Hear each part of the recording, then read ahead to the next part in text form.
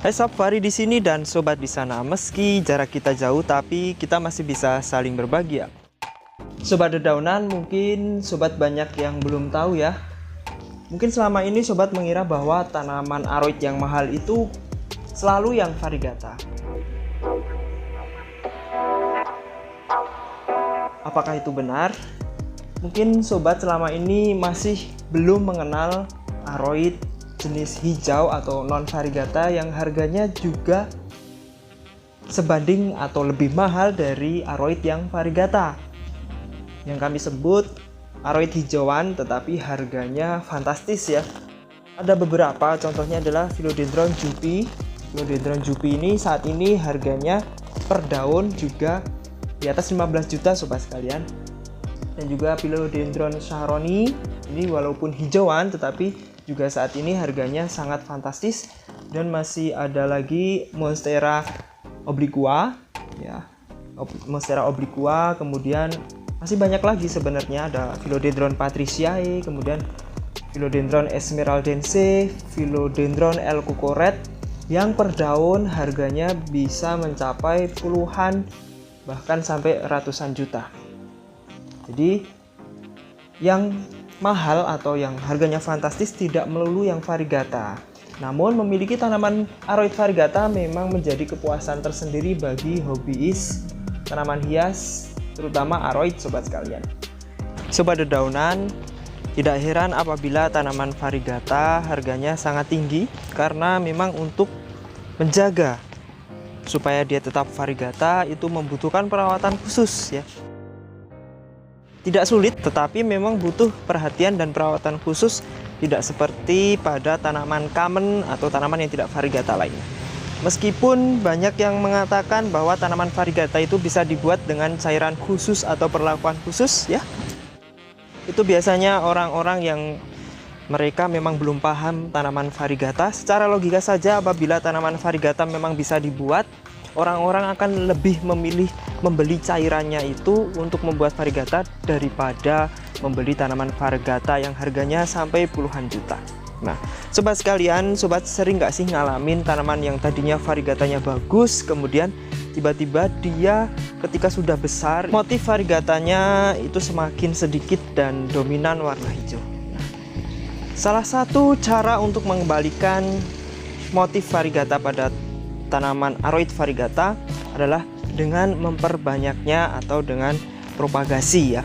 Fahri kali ini akan berikan contoh Philodendron White Knight dan juga Philodendron Pink Princess yang motif variegatanya semakin sedikit dan dominan warna hijau, dan Fahri akan perbanyak atau potong-potong dan nanti akan kita lihat bagaimana dengan perlakuan propagasi atau potong-potong ini apakah variegatanya akan kembali atau tidak. Sobat penasaran, ikutin Fahri terus ya.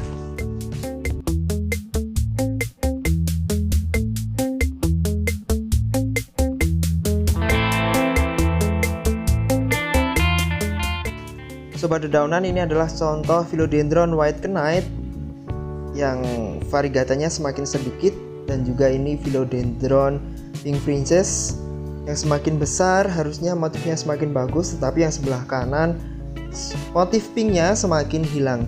Ini adalah masalah yang memang sering dihadapi oleh para hobiis tanaman ketika memelihara tanaman variegata.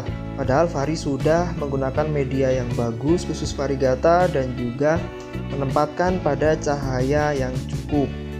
Tapi kenyataannya masih sering kita menghadapi Philodendron atau tanaman variegata yang semakin dominan hijau dan motif variegatanya semakin hilang. Nah, salah satu caranya adalah dengan mempropagasi atau memotong-motong. Kita perbanyak ya, jadi nanti kita harapkan tunas barunya itu akan kembali, motif variegatanya akan kembali banyak. Nah, ini kita potong jadi banyak. Bismillahirrahmanirrahim.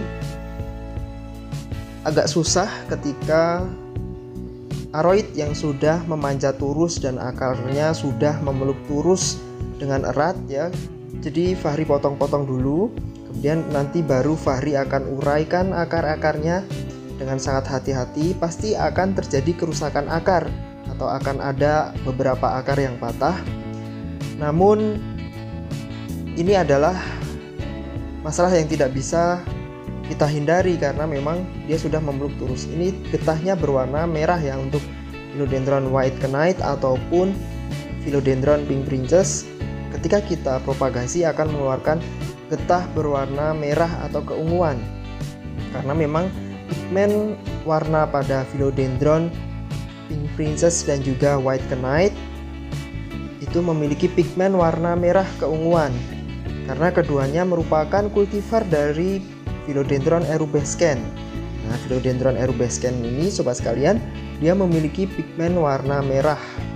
Jadi seperti pada Philodendron Pink Princess itu akan mengeluarkan pigmen warna pink.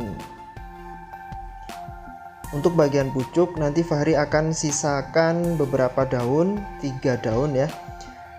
Ini sebagian besar setiap ruasnya sudah memiliki akar, jadi Fahri potong tiap ruas. Namun beberapa ada yang akarnya masih pendek, nanti akan Fahri tanam dengan media air atau water propagation. Untuk beberapa yang sudah memiliki akar yang sangat panjang, Fahri akan tanam langsung ke media sphagnum moss. Ini kita potong satu-satu ya, ini jadi banyak sekali. Jadi tiap ruas atau tiap daun bisa sobat sekalian potong.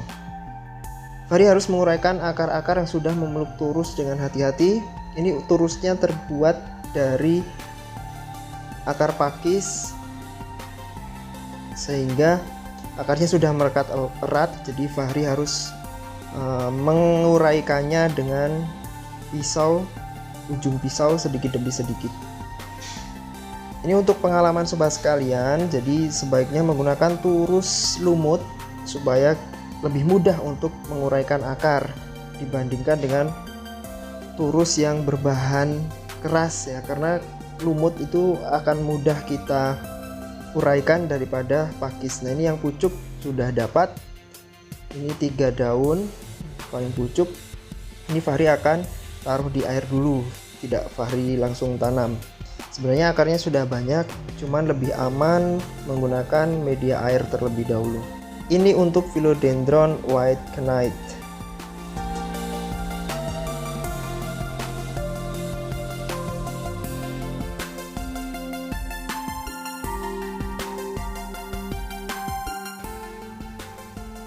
Untuk ruas atau batang bagian bawah, itu akarnya sudah sangat erat atau sudah menancap ke media sangat banyak ya. Jadi nanti Fahri akan cabut dulu keseluruhan dari Philodendron White Knight ini, kemudian akan Fahri uraikan satu persatu.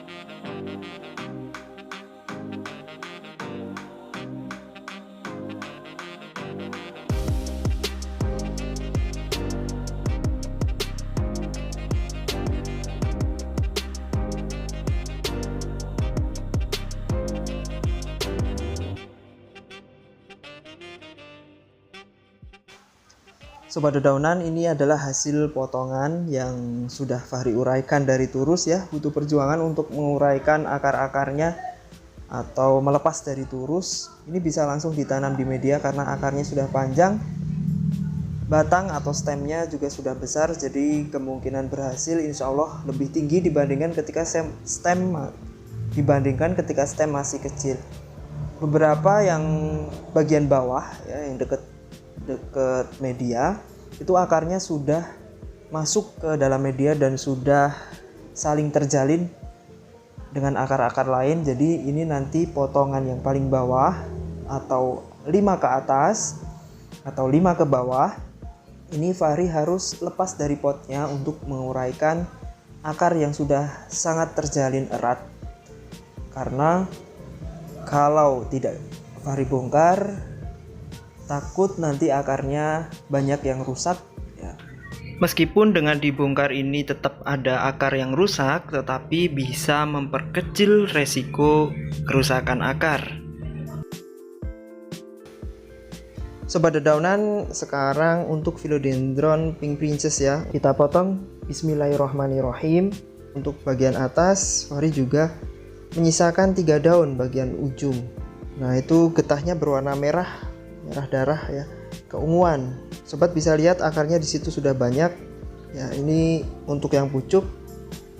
Nah, ini setiap ruas Fahri potong. Nanti akan Fahri uraikan satu-satu karena akarnya juga sudah sangat merekat erat pada turus. Dengan dipropagasi seperti ini, Fahri harapkan nanti tunas baru akan kembali banyak motif variegatanya dibandingkan ketika kita biarkan membesar seperti ini, karena warna motif variegatanya semakin resesif atau semakin hilang. Namun setiap ruas dari Philodendron Pink Princess ini dia memiliki gen variegata atau nanti tetap keluar pinknya. Dia memiliki gen pink atau gen variegata. Nah, ini sebenarnya sudah keluar tunas, tapi Fahri kurang hati-hati jadi terpotong tadi ya. Ini kita potong satu-satu, nanti kita uraikan satu-satu.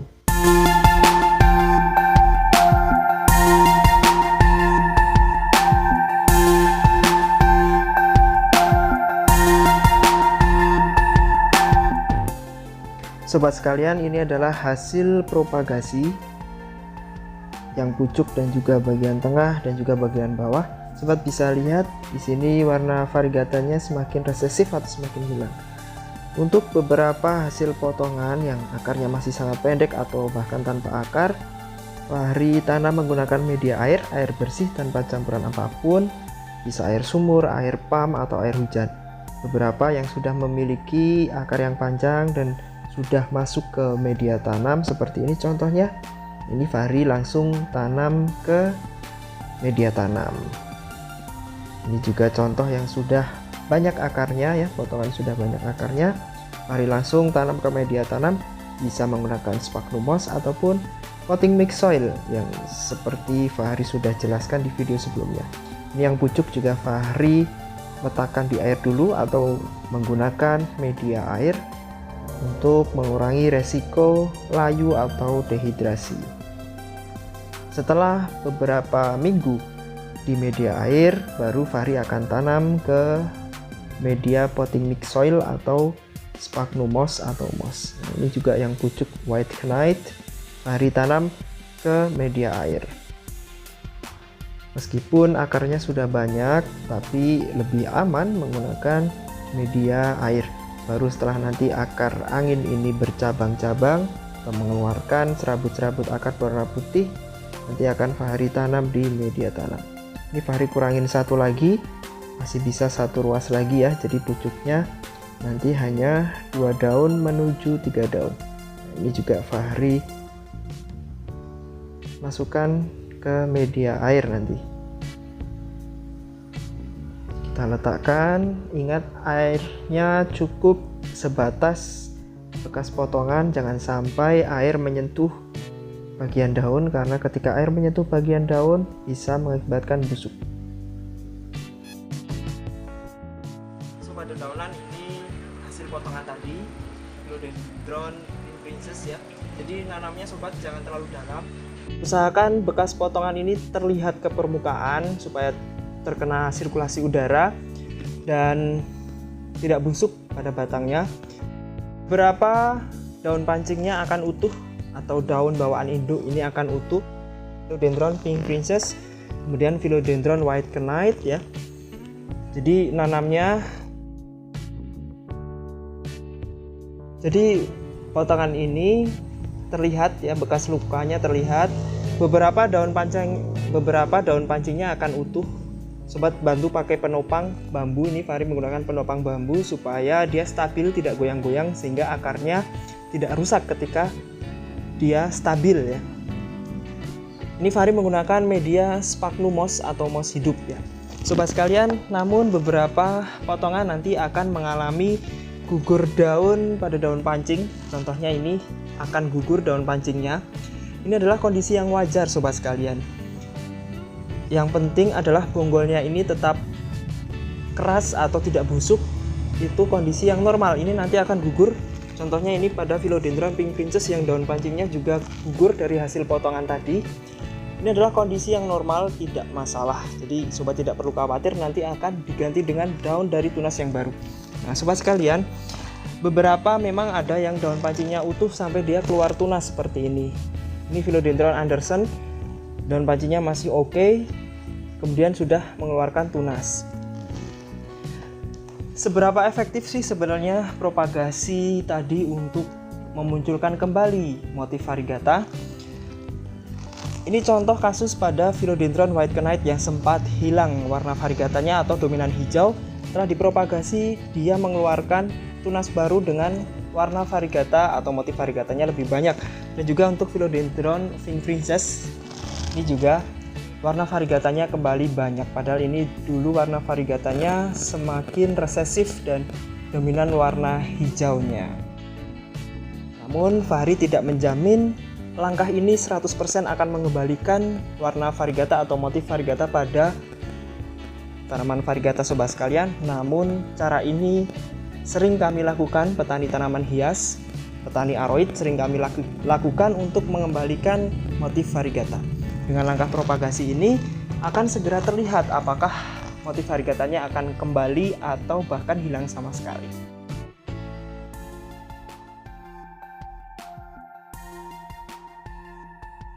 Sobat letakkan hasil potongan ini di tempat yang teduh, sirkulasi udara yang bagus. Jangan sampai telat penyiraman, namun jangan over watering atau terlalu banyak penyiraman.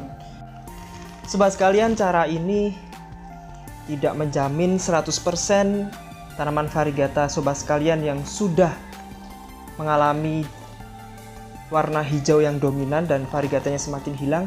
Dengan propagasi ini akan kembali variegata lagi atau motif variegatanya akan kembali banyak lagi. Namun cara ini sudah kami praktekkan bagi kami petani tanaman hias, petani aroid. Biasanya langkah yang kami lakukan ketika aroid kami mengalami dominasi warna hijau, variegatanya semakin resesif atau semakin hilang, kami melakukan langkah propagasi dengan harapan dengan propagasi tersebut warna variegatanya akan kembali muncul atau akan kembali kuat seperti semula. Itu adalah salah satu ikhtiar yang kami lakukan, namun hasil akhir kita pasrahkan kepada Allah Subhanahu wa taala. Jadi ada waktu ketika kita melakukan ikhtiar atau berusaha, namun ada waktunya kita tawakal. Hasil akhir Allah yang tentukan, karena kadang tanaman variegata itu juga merupakan rezeki bagi kita dan juga sesuai dengan amal perbuatan sobat sekalian mungkin ya. Biasanya rezeki anak soleh kalau orang bilang. Jadi dengan langkah propagasi ini akan segera terlihat apakah gen variegatanya akan muncul lagi atau akan hilang sama sekali. Sobat bisa mencobanya di rumah. Jangan lupa berdoa dalam melakukan suatu apapun. Sobat dedaunan, jadi menjaga tanaman variegata untuk tetap stabil motif variegatanya ya, seperti yang kita harapkan, itu membutuhkan perlakuan khusus, penanganan khusus. Medianya pun Fahri sudah pernah bahas menggunakan media khusus variegata, dan propagasi ini yang tadi Fahri contohkan salah satu cara untuk mengembalikan tanaman variegata yang dominan hijau atau motif variegatanya semakin hilang. Sekali lagi Fahri tekankan bahwa tanaman variegata itu adalah mutasi genetik alami yang menyebabkan tanaman tersebut memiliki motif variegata atau abnormal, tidak seperti tanaman lain pada umumnya. Dan memang ada perlakuan khusus untuk membuat tanaman variegata, tetapi itu hanya dilakukan oleh profesional di laboratorium, dan itu ada trial dan error. Itu harus melakukan sebuah eksperimen yang sangat panjang ya. Biasanya dilakukan oleh memang ahli tanaman, profesor biasanya, dan itu juga kemungkinan gagalnya tinggi. Jadi kalau sobat menemukan channel-channel YouTube atau akun-akun yang mengatakan bisa membuat tanaman variegata dengan cairan khusus atau dengan ramuan-ramuan, itu adalah hoax ya. Jangan ditiru, karena selain bisa membahayakan tanaman sobat sekalian, itu adalah teori yang sangat sesat. Jangan ditiru. Fahri pernah lihat di beberapa channel ada yang mereka mengajak para subscriber untuk membuat ramuan khusus yang mereka klaim bisa membuat tanaman menjadi variegata.